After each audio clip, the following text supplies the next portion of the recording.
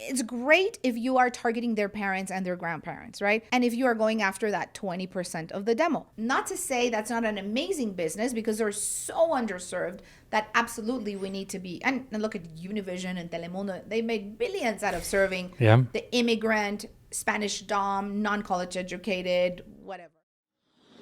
The most common cause of bad customer experience isn't that high tech. It's embarrassingly simple. Yep. It's answering questions. In e-commerce, it's really easy to get bogged down with common questions, whether that's where's my package, how do I return or exchange this item, or just to cancel a subscription. Solvpath is an AI-driven customer support system that enhances the customer experience with visual formats and self-serve technology to empower your customers to handle their own support requests. Get the best customer support system for your business. Get Solvpath. Get started by visiting getsolvpath.com. Welcome to Fintech Confidential, bringing you the people, tech, and companies that change how you pay and get paid.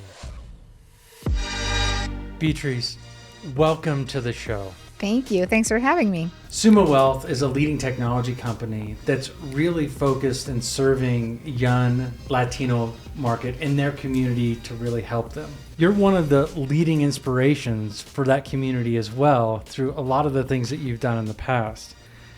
You've somehow crisscrossed media and technology, and you've dedicated your career to opening up these opportunities for your community.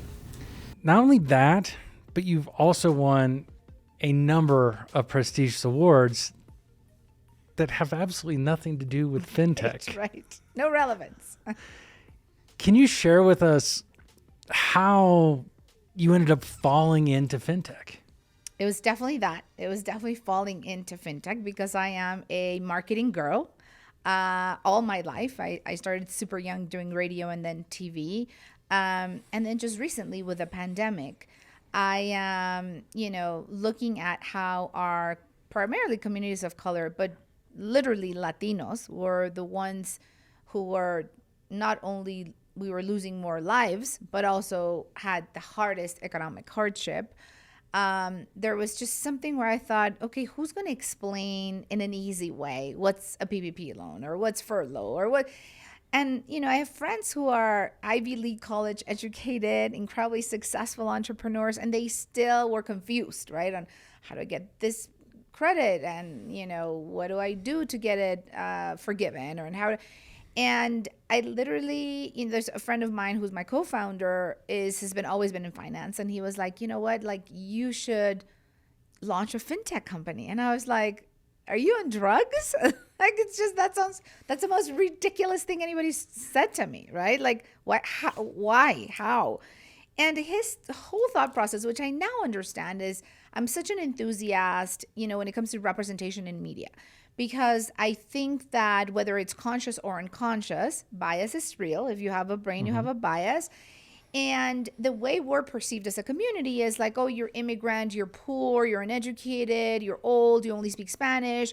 And really media contributes tremendously to everything else. So I'm a huge advocate and I do a lot with my nonprofit on the Hollywood side and then also on the access to capital side for entrepreneurs in my community. And he was saying, listen, you spend so much time there, but if people had economic power in our community, like that would be gone. Like we could fund our movies, we could fund our companies, we could be those VCs. Like it really starts with like understanding personal finance. Like how do you do a budget? Like how do you start investing? How do you not keep your money under the mattress? Which I'm telling you, our community still does. In my own family, that's done. Not in a mattress, but close. And so at first I thought he's crazy. Then I thought, okay, I'm going to try it out with an Instagram page and see what happens. And then the response was amazing. And, just like those tech bros in Silicon Valley that a friend of them says like, bro, I'll fund you. I had a couple of those, but on the Latina VC side where they're like, this is a big idea. We're just going to give you a term sheet. And I was like, this is kind of crazy. But everything was just like front and center that I'm a big believer, like the universe sets you up where you have to be. And like every single sign every day from what I read to who I spoke to was all about me doing this. And I'm so excited and grateful for Javier, my co-founder and friend, who pushed me really to do this. Although I thought it was crazy, and that's how I'm here. How would you describe the Suma mission in just very basic terms? Yeah, so our mission is super lofty. It's almost like our mission should be our vision, which is something you're never going to accomplish, but you try. But we really want to be huge contributors in helping to close the wealth gap in our community. The wealth gap in our community is massive. It's 20 cents to the dollar. So we have a long way to go to be able to really do that. And we see how people in our community work so hard, work so many jobs. Their work ethic is so extraordinary, yet they just don't advance financially, right?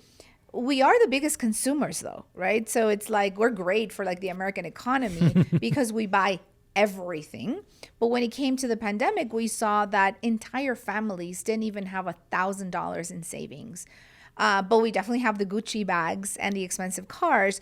So there's something there that, we kind of need to change the way our communities are thinking about not just being consumers, but also being shareholders. So invest in the brands and in the things that you're already supporting and loving, and maybe that'll, be a change for the next generations.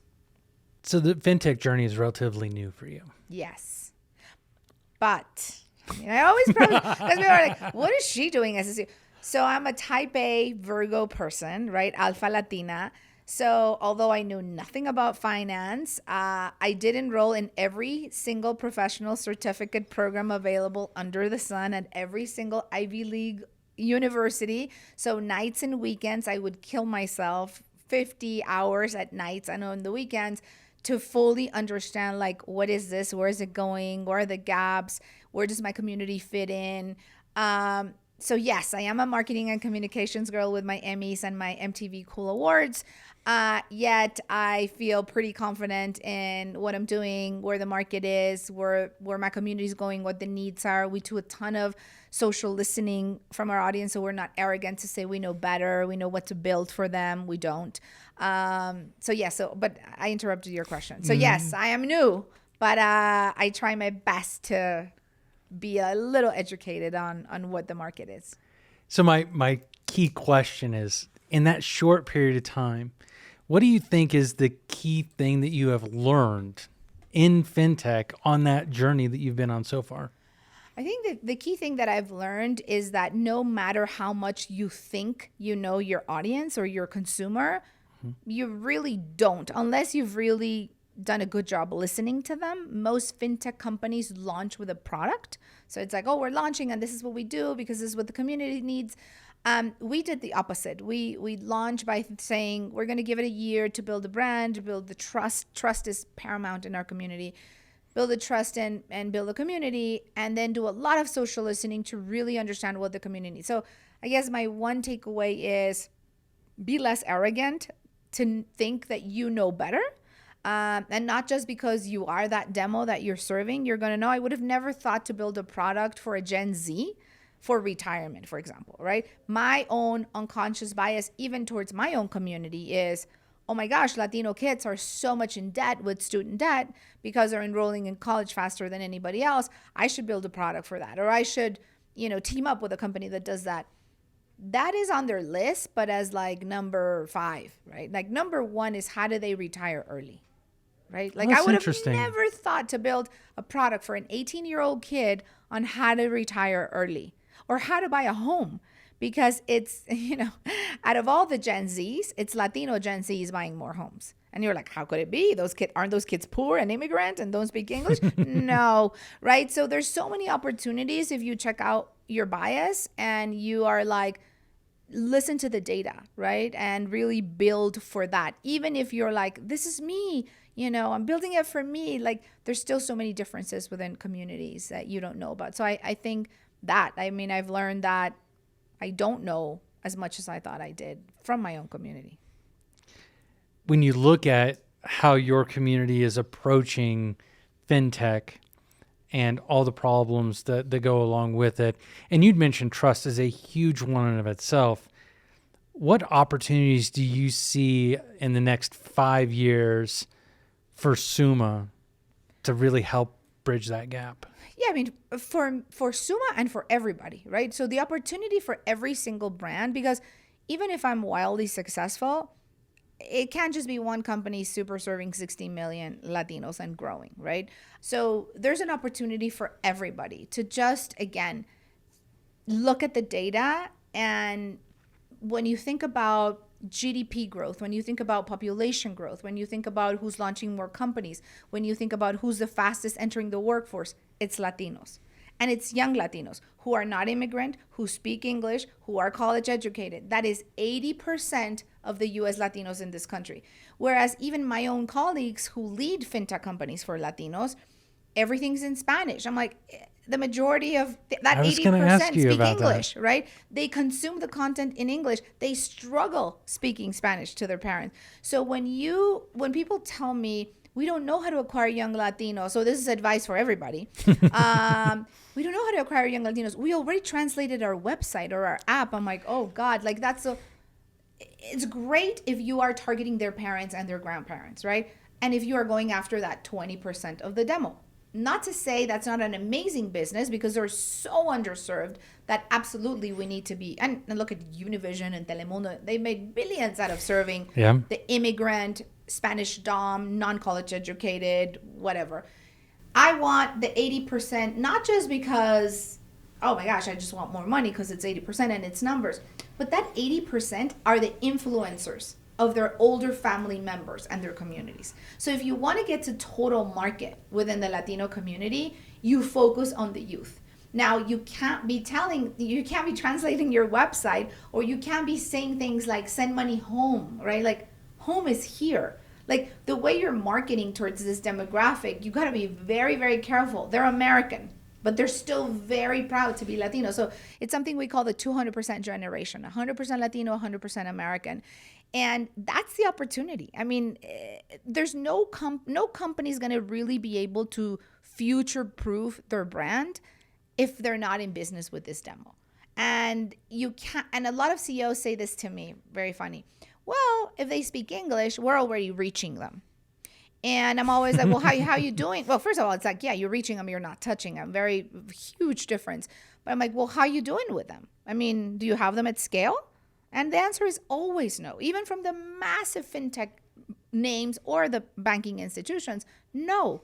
I'm like, because you are not connecting emotionally with them. They don't feel like they belong with you.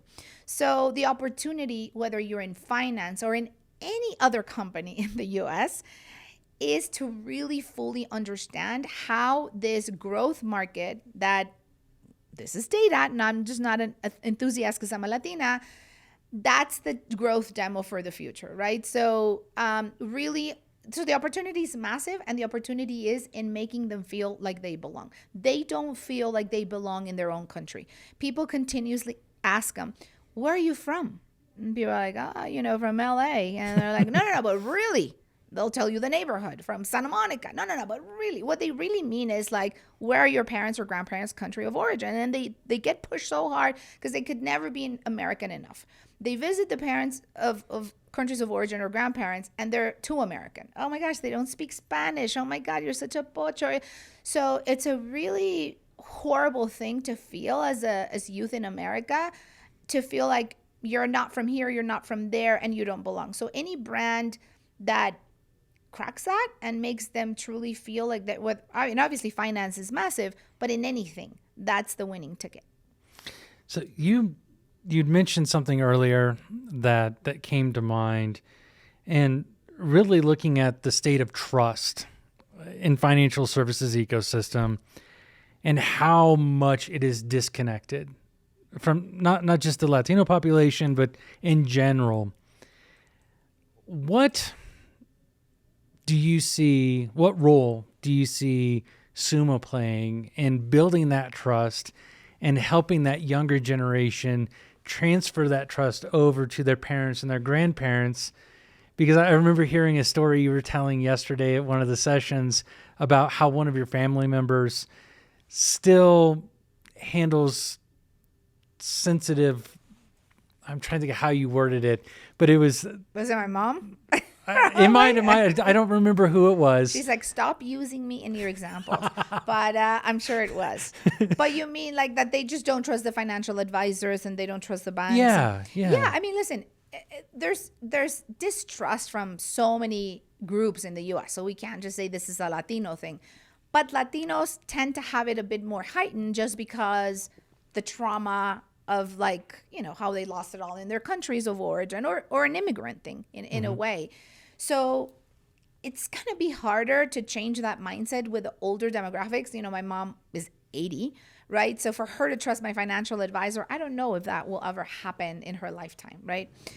So that's why I bet on youth, because I know that at least the youth are those influencers. And they in our community, we see, at least in Suma, out of like our 600,000 consumers that we have now, they manage up to 3 financial accounts for their family members, right? So that's super interesting, because you're like, oh my God, this kid knows nothing about finance, yet they're responsible for managing financial accounts for their older family members.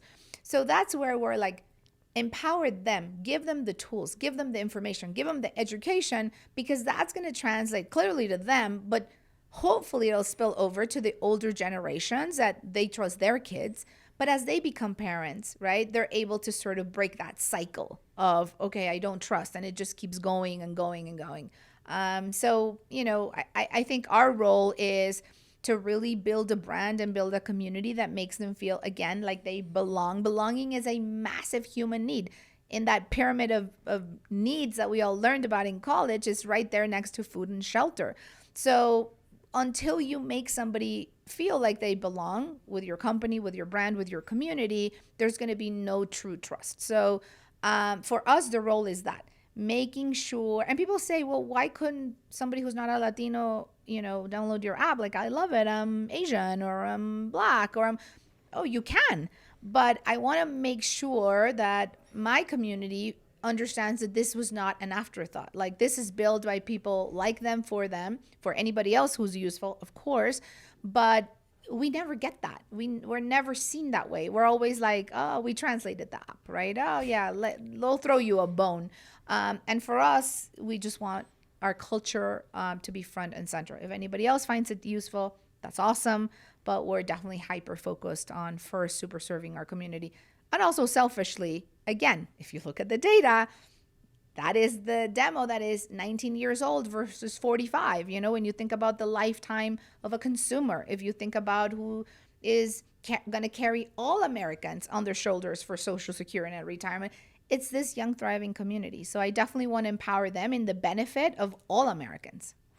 So yesterday, during one of the sessions that you were on the panel of, something was brought up, and you had a really interesting response to it. And I wanted to bring it to the audience.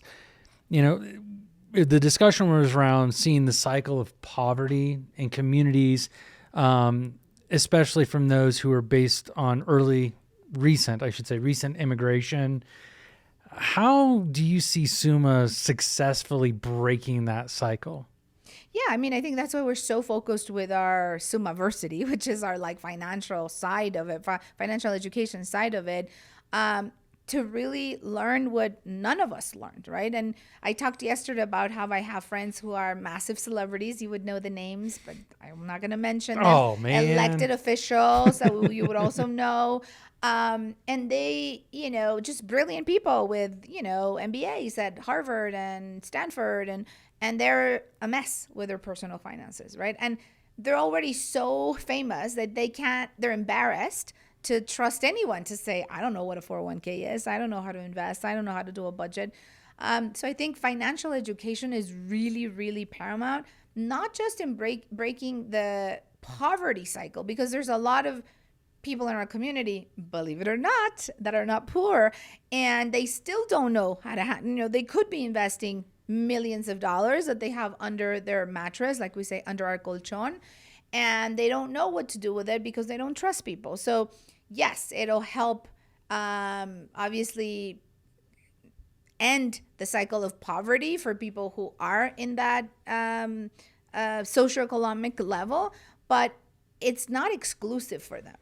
right? You can be very well educated. I mentioned yesterday, my mother has a PhD. She's very well educated. She's a psychologist. So you should think like, Mom, like what you thought about this when you were in Mexico, this is not Mexico, this is insured. Like you should know better to trust my financial advisor of 25 years. She still doesn't do it. So we need to end like the way we think about money for everyone. It's not just for people who don't have the means or people who don't speak English or are recent immigrants and having a hard time in the country.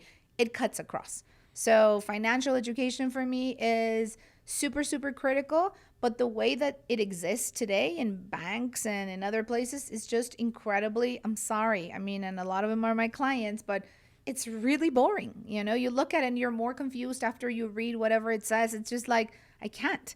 So we are very different. You know, we'll explain with an avocado what your credit score is. So we'll say guacamalo or guacaready, you know, how ripe is your credit? Or we'll explain hard and soft credit inquiry with a soft and a hard shell tortilla, right? And and we'll add ourselves to the conversation on a Tuesday so we can hashtag a Taco Tuesday and be within the algorithm of what everyone's, but you learned a hard and soft credit inquiry. So we want to be where we meet where people are. We're very pop culture driven on how we do finance and financial education. We're super fun, we're funny, but we think that that's what it's going to take because the way it's been done so far, it just hasn't worked. Not just for Latinos, but I think for everyone else. The most common cause of bad customer experience isn't that high tech. It's embarrassingly simple. Yep, it's answering questions. In e-commerce, it's really easy to get bogged down with common questions. Whether that's, where's my package? How do I return or exchange this item? Or just to cancel a subscription. Solvpath is an AI-driven customer support system that enhances the customer experience with visual formats and self-serve technology to empower your customers to handle their own support requests. Get the best customer support system for your business. Get Solvpath. Get started by visiting getsolvpath.com. So we're at MSX 2022, if I haven't already mentioned it, at a beautiful resort here at Snowbird. Absolutely. And what do you hope that the attendees that attended the panel yesterday are going home with after hearing you speak? Well, I thought the movie was incredible. If people haven't seen it, try to find it. I know it's in some circuit with a filmmaker doing her rounds, and I'm sure you interviewed her, and it's called Savvy. And I think the biggest takeaway, which is exactly what I was talking about, is you see people from all walks of life, right? You see a white man that committed suicide for being an incredible credit card debt, but you see an Asian woman who's incredibly on top of her finances. And then you see a Latina who said, I don't want to continue with this cycle of poverty in my household, so it's going to end with me. So I think we all learned that we know so little about money, that money is something that we don't speak enough to our children about, that it needs to start really, really young and not till you are in trouble after college where you've taken all this credit card debt or student debt. So for me, you know, yesterday was so important to see that we're all in this together in a way. Doesn't matter your gender, doesn't matter your race, doesn't matter your age, your college education, your awards, your social media profile. We could all benefit from better financial education. And obviously there's so much out there, right? Already there's incredible fintechs and products and services where you can just download an app and start investing with $5 and things like that. But even people in the audience were like, but exactly how do I get started? How do I do it? So I think eradicating the shame, acknowledging that we're all in this together, that it's something none of us grew up with. Even if you went to an incredible Ivy League school, it's okay not to know because they didn't teach you. And then, you know, we got to leverage technology and data to be able to advance all of our communities together. And that's why I love MX. You know, obviously I'm at the conference because of them, and we use them to for our consumers to be able to connect their accounts. We talked to a lot of other providers before, and, you know, I just felt like I belonged here, right? I mean, from the incredible customer service that they give you, but also to the alignment in our mission, in what, MX stands for as a company, we stand for as a company. It just really felt right. So obviously we couldn't be doing everything that we do for our community into really helping them better their finances if they didn't know where they stand. And of course, that means the data, and to continue to track and to have all those insights that we rely on MX as our partner to absolutely, advance our community forward. If you were to give fintech founders one piece of advice on building a fintech company, what would that be? Don't think about building your funnel as an afterthought. Don't think about building a community as an afterthought. At the same time as you're obsessing with your product, and I did say earlier, make sure that once you build your product, you really fully understand that is a massive need that community needs. But let's say you do have that data and you're all ready to go. Most fintech companies launch, they have a great product, and then it's really, really hard to get those customers, right? The mentality tends to be, if I build it, they will come. And particularly for communities of color who are now not a niche, but when you think about, Gen Z, Gen Alpha, that's the new American majority. You're going to absolutely need to think hard on how are you building community. So as important as your CTO and everybody on your tech team, you need to have somebody building that community. So once you have an incredible product, the community is right there, and that you're not scrambling later of like, oh my gosh, how much money do I need to throw into Facebook, Instagram, TikTok ads to acquire the customers, because that is just a really losing proposition. So in a nutshell, don't leave community last. Put it on the top as important as when you're building your product. That's fantastic. That is something that has been a theme with a number of folks that I've talked to is really that mission, that purpose, that community, making everybody feel as part of one has been a very common theme. And I'm glad to hear that it continues. Now, we've had lots of conversation about a bunch of different things and great information. Is there anything that maybe I missed that you wanted to make sure that the audience heard? Think you missed anything. I mean, I can't reiterate enough for everyone, right? What an incredible opportunity our demographic is. When people think, why would you build something for a niche? I'm like, it's not a niche. And without them, GDP would be in the negative. So pay close attention to where the market is going. Pay close attention to where the big opportunities are. And obviously I'm a big advocate for my community, just as a way to really, really future-proofing any brand or any company. So what's the best way for people to either reach out to you or to the rest of the Suma team to find out more and to see if this fits for them? Yes, for sure. And we're super collaborative, so do reach out. Best way to reach out to me is on my LinkedIn. And my email is there and my contact info is there. So yeah, I think that's the best way. Obviously you can check us out anywhere. SumaWealth.com is our website. And then we're on every social platform as well. Fantastic. Well, I'm going to go ahead and put all that information in the show notes as well as in the description, so everybody can just quickly click on the links for that. Beatriz, thank you so much for sitting down. I know you're in a hurry to get to the airport to head home. I'm totally good. Thank you so much for having me. And thank you for not having your lunch. Just sit down with me and have this conversation. Thank you so much. Support provided by Solvpath. In e-commerce, it's really easy to get bogged down with basic support inquiries. Whether that's where is my package, how do I return or exchange this item, or just to cancel a subscription. Solvpath is an AI-driven customer support system that uses a visual format and self-serve technology to quickly and effectively resolve issues, resulting in satisfying support experiences for customers. Customize a visual support experience for your e-commerce brands and increase your overall performance, enhance the customer experience, and drastically reduce support costs. Get the best customer support system for your business. Get Solvpath. Get started by visiting getsolvepath.com. This has been a production of Diamond D3 Media, with all rights reserved. This is provided for informational purposes only. It is not offered or intended to be used as legal, tax, investment, financial, or other advice. We strive to provide accurate and up-to-date information, but will not be responsible for any missing facts or inaccurate information. You comply and understand that you should use any of this information at your own risk. Cryptocurrencies are highly volatile financial assets, so research and make your own financial decisions.